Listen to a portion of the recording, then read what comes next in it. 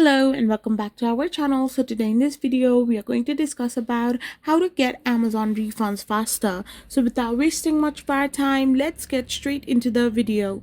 So if you want to get Amazon refunds faster, you can simply go and tap open your Amazon.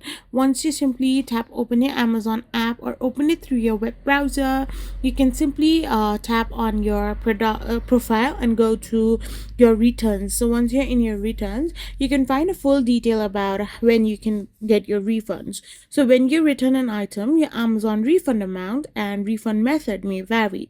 Your refund and how your refund is issued may differ based on the condition of the item, how long you had the item, and how long the item was purchased. So you can get different return policies and refund policies, and usually it may take up to 4 to 24 hours compared to days for credit cards.